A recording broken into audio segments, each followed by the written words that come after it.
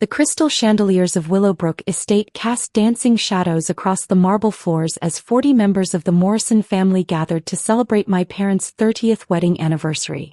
The grand ballroom had been transformed into an elegant dining space, with round tables draped in ivory linens and centerpieces of white roses and baby's breath.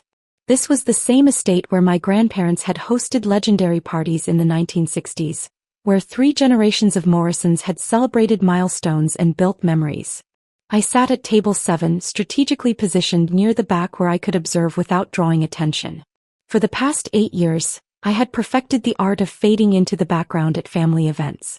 While my cousins commanded attention with stories of their latest promotions and acquisitions, I remained the family enigma who somehow never quite measured up to Morrison standards. "Ladies and gentlemen," my cousin Bradley announced from the head table, his voice carrying across the ballroom with the confidence of someone born into privilege. At 35, Bradley was everything the Morrison family valued: Harvard MBA, senior partner at Morrison & Associates Investment Banking, married to old money, father to children who attended the same elite prep schools our family had attended for generations. Tonight we celebrate not just Richard and Elizabeth's marriage, but 30 years of building something extraordinary together, Bradley continued. Dad and Mom have created a legacy that spans multiple businesses, charitable foundations and real estate holdings across 3 states. The crowd applauded enthusiastically. My parents beamed from their seats at the head table, Mom resplendent in her designer gown, Dad distinguished in his custom tuxedo.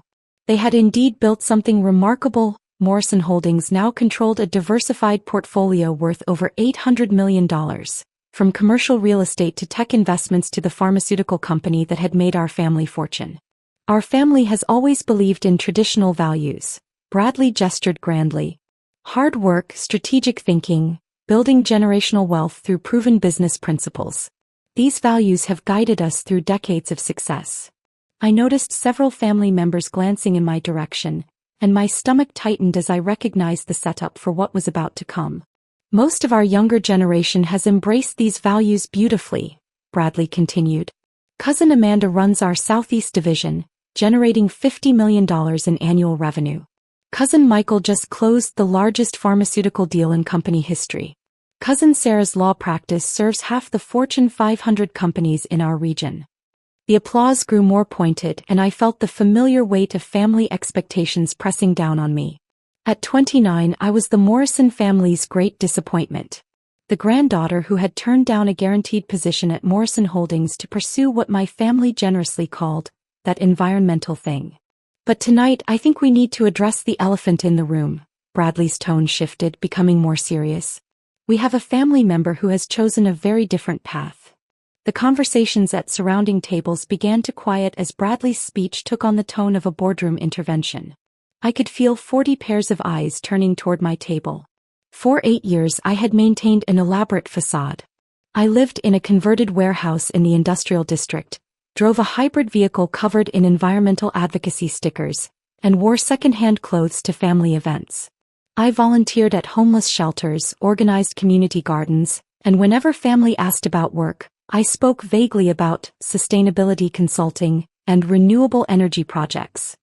What they didn't know was that I was the founder and CEO of Horizon Environmental Solutions, a green technology empire that had quietly revolutionized how corporations approached environmental sustainability.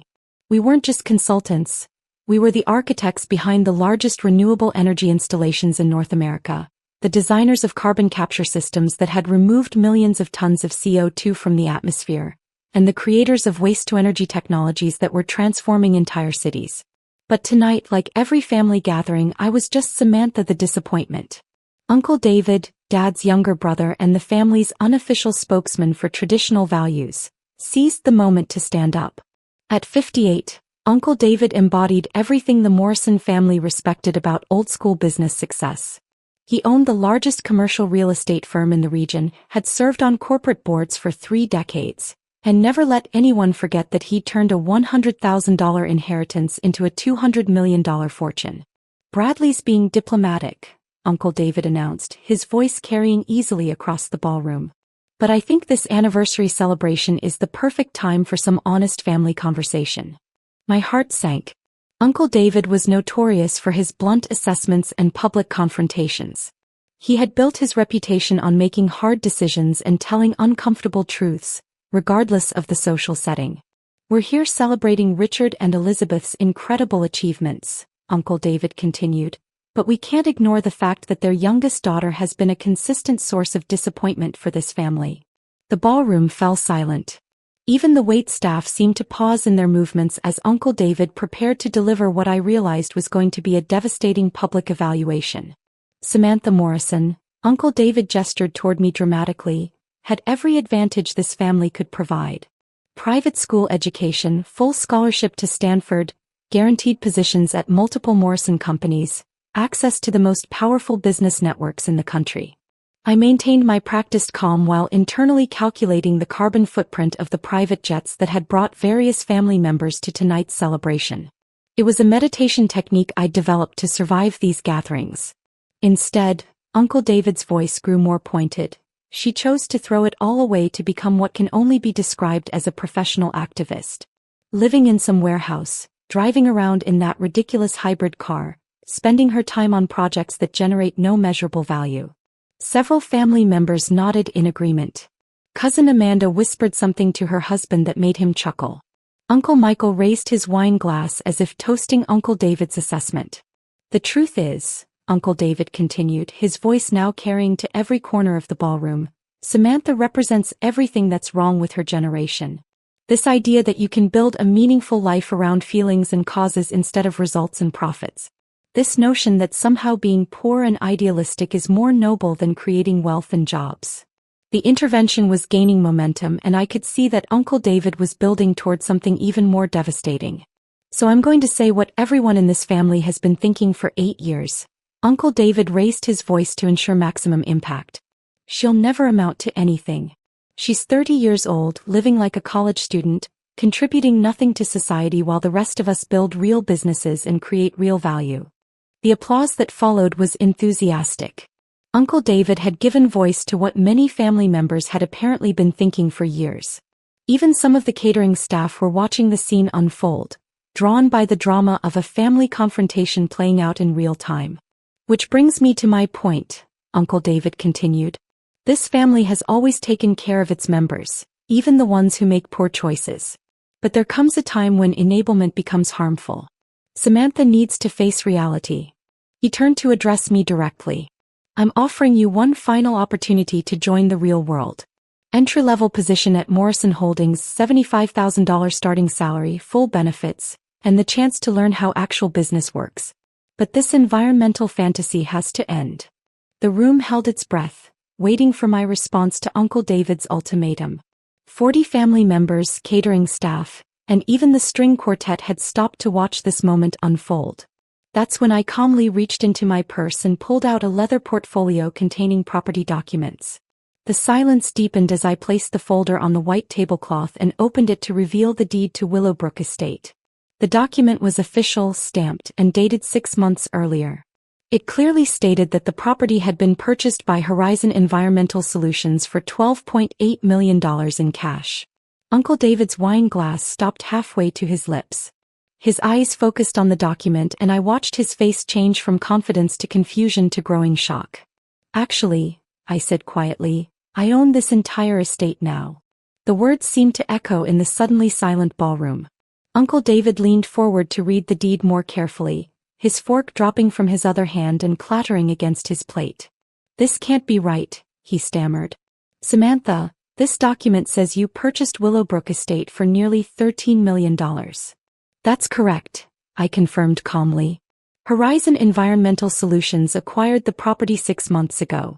We're converting it into a demonstration center for sustainable living technologies." The silence spread outward from our table like ripples in a pond.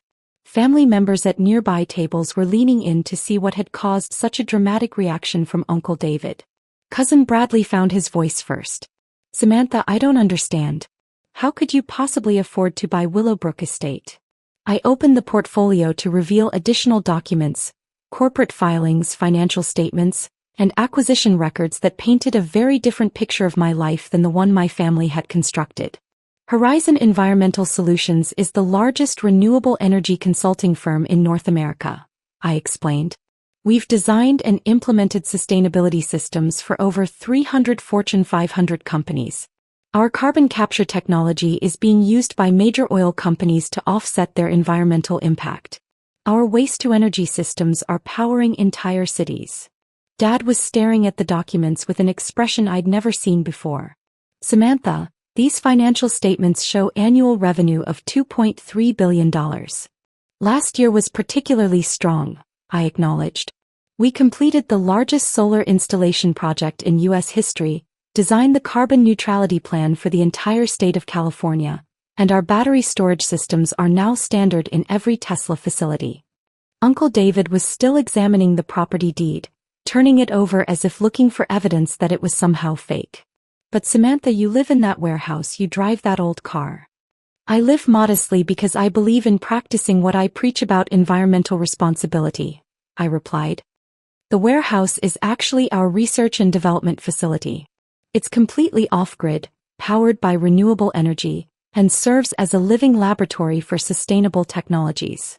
The revelation was creating a wave of shocked murmurs throughout the ballroom. Family members were whispering urgently to each other, trying to process this complete reversal of everything they thought they knew about me. There's more you should know, I continued, reaching for another section of the portfolio.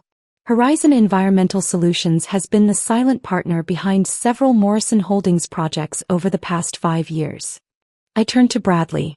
The pharmaceutical plant expansion that increased your profits by $200 million? We designed the waste management systems that made it environmentally compliant. The office complex that won the Green Building of the Year award? Our team created those energy systems. Bradley's face had gone pale. The Morrison Green Initiative. That was you? That was us, I confirmed. We've been helping Morrison Holdings transition to sustainable practices while maintaining profitability. Your carbon footprint has decreased by 60% over 5 years while your profits increased by 40%. Uncle David was slowly sinking back into his chair, the property deed still clutched in his trembling hands. Samantha, this says your company is worth. Forbes estimated our valuation at $4.1 billion last quarter, I replied matter-of-factly. But I'm more proud of the fact that our technologies have prevented over 50 million tons of carbon from entering the atmosphere. The ballroom had gone completely quiet now. 40 people who had just witnessed what they thought was a family intervention had instead seen one of the most dramatic reversals any of them would ever experience. I need to tell you something else, I continued, looking around the table at my family members.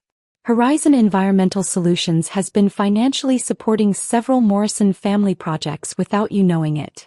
Uncle David's real estate empire had been struggling during the pandemic. The anonymous investor who provided the $50 million bailout that saved your commercial properties? That was Horizon Environmental Solutions. We did it because I didn't want to see the family business fail. Uncle David's face went through several color changes as he processed this information. Cousin Amanda, when your Southeast Division needed capital for expansion, who do you think provided that development loan? Cousin Michael, your pharmaceutical research grant that led to the breakthrough diabetes treatment. That funding came from the Horizon Foundation. The weight of these revelations was settling over the family like a heavy blanket. People who had spent 8 years pitying me were discovering that I had been supporting them. But why didn't you tell us? Mom asked, her voice trembling with emotion. Why let us worry about your future? I looked around the table at the family members who had spent the evening making me feel inadequate. Because every time I tried to explain environmental technology or sustainability consulting, you dismissed it as activist nonsense or impractical idealism. You had already decided that success only looked one way, your way. Uncle David finally found his voice again, though it came out as barely a whisper. Samantha, I owe you an enormous apology. We all do. I love this family, I replied, which is why I've been supporting you in ways you never knew about. But I can't continue pretending to be less than I am just to make you comfortable with your assumptions about success. I stood up and gathered my portfolio. Tomorrow I have a company to run, technologies to develop, and a planet to help save. If you're interested in learning about what I actually do, about the work we're doing to create a sustainable future, then we can have real conversations. As I prepared to leave, Uncle David called out one final time. "Samantha, what happens to Willowbrook Estate?" I turned back with a smile. "We're converting it into the Morrison Center for Sustainable Innovation. It will be a research facility, educational center, and demonstration site for environmental technologies.